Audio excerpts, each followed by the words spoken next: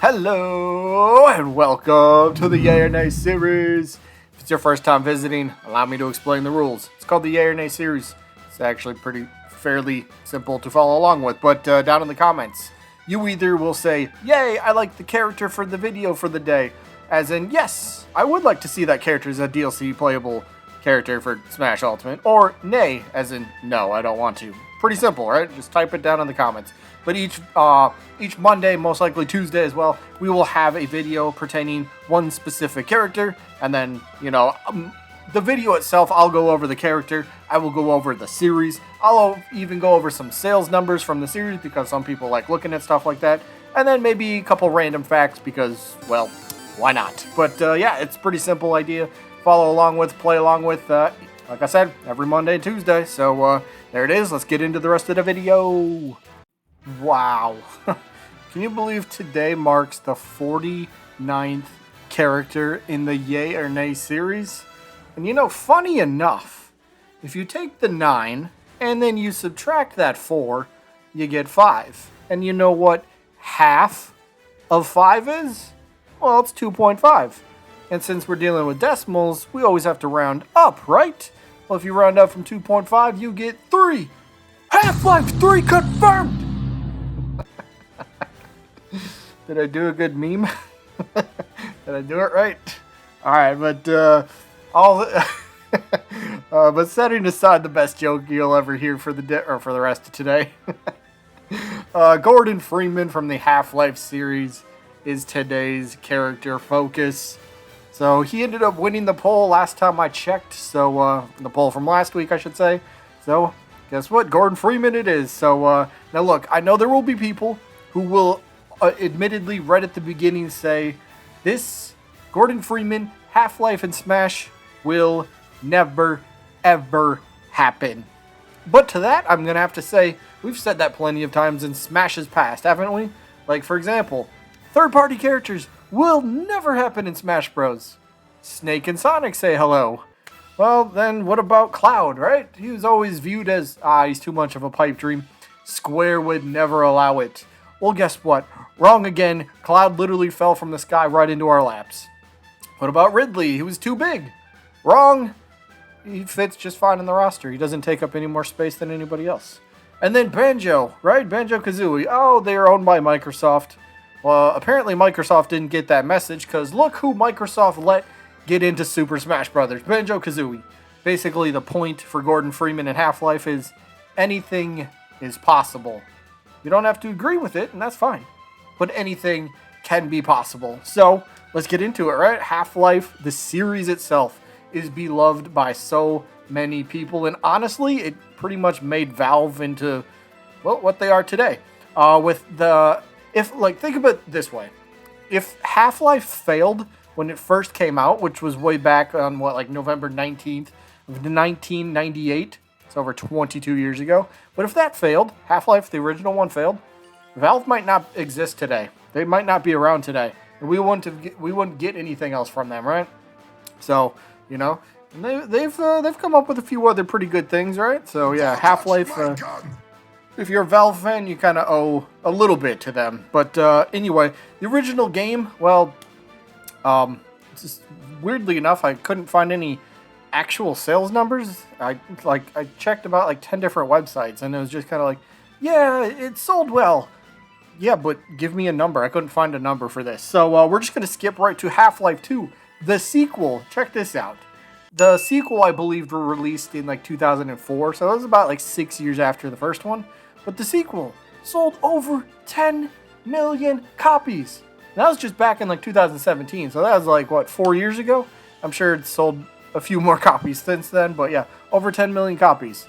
And to further prove that the fans love and want more from this series, let's take the VR game. Was that last year or 2 years ago, I think? Half-Life Alyx, right? This was a VR game where, check this out, 950,000 people, almost 1 million new people, bought a VR headset just to play a new Half-Life game.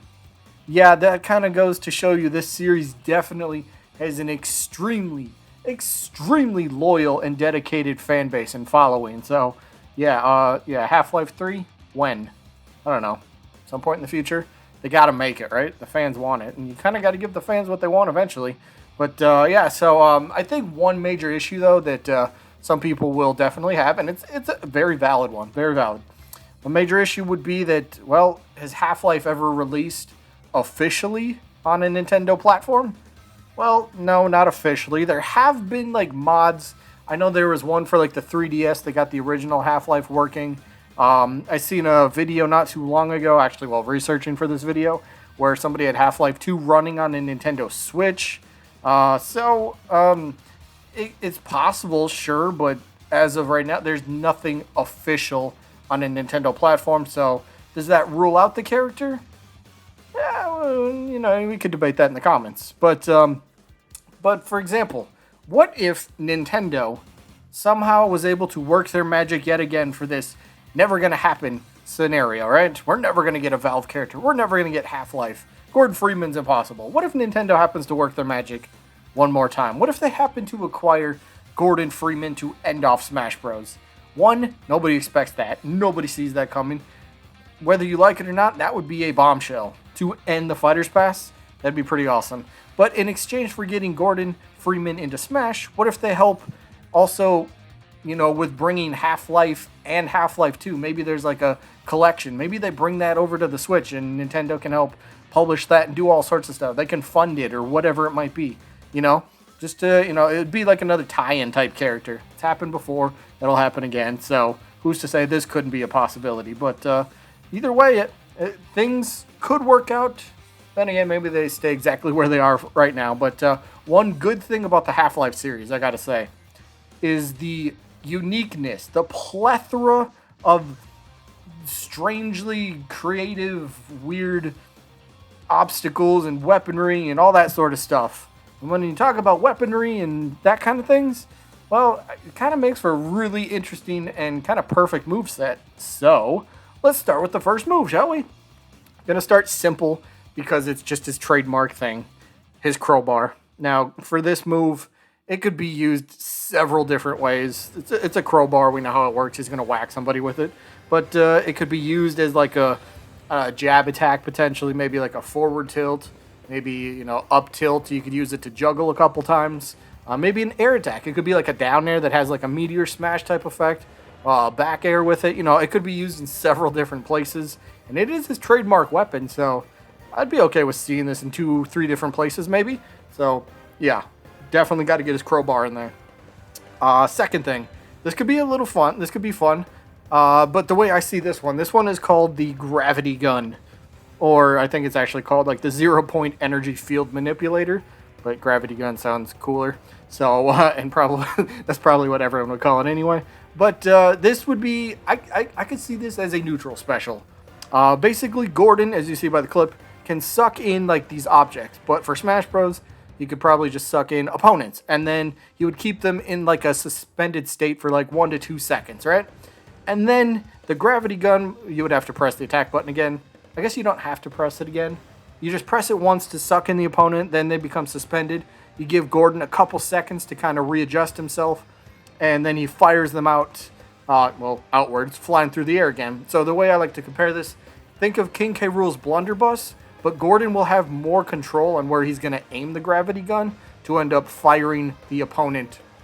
So K. Rool stands in place, he sucks him in, and then you could either aim forward or backwards. Maybe Gordon would be able to move his character a little bit. Maybe he can shoot it in, 8 different directions or whatever it might be. So K. Rool's blunderbuss, but a bit more control. I think that's a good way to put this one. But otherwise, the last move I'm going to go over, this one would be kind of fun, the Hive Hand. I like this thing because we don't really have anything like it. So here's how I think the move could work. Basically, this is like a nice little gnarly attack, okay? Gordon puts on the Hive Hand, and not only could he punch with it, I mean, I guess you could do that, but basically the Hive Hand has like 2 functions, right? The first one I really like. The weapon itself doesn't fire out like realistic bullets or magic bullets. No, this thing actually fires out hornets. So basically the hornets, one of the functions is it's like how do you say this? The Hornets hone in on like the nearest enemy where he fires it. So it's going to be a bunch of little mini rapid projectiles. It's not going to do a ton of damage, but it will. The attack itself is pretty much will hit the mark. Of course, you can shield it and block it and all that stuff, but you know, fire off 5, 6, 7, 8 of these little Hornets, and they will go to the opponent. Your opponent jumps, well, you know, the Hornets are gonna change their flight path, and they will go towards the enemy. So it's kind of a cool little way to keep like a little constant threat on the enemy at all times. But again, not gonna have a ton of knockback, you know, little to none, but would be a fun attack nonetheless. So for me though, it's that time of the video, yay or nay. Look, this is not a character that that I really ever gave too much of a thought of, right? There's characters that I would definitely much rather see than Gordon Freeman, but after researching this video, I mean, I knew a little bit about Gordon going into this, but, you know, kind of just envisioning how the moveset could play out, I'm going to give him a yay. I think not only would the moveset make him feel very fun and very different than what we have in Smash, but the idea of a Valve character, of Half-Life, of a character that a lot of people will look at and say, can't happen. I like the idea of that happening itself, so I'm going to give him a yay for me. Let me know what you guys think down in the comments, yay or nay. That is it for this one. This one should be going up on Monday, so that means the updated yay or nay stats where we get updated, who was last week? Tracer and Sub-Zero. We'll see where they place, but that's later today. And speaking of today, today's video is wrapping up right now. Hope you guys enjoyed as always, and I guess I'll see you when I'm looking at you.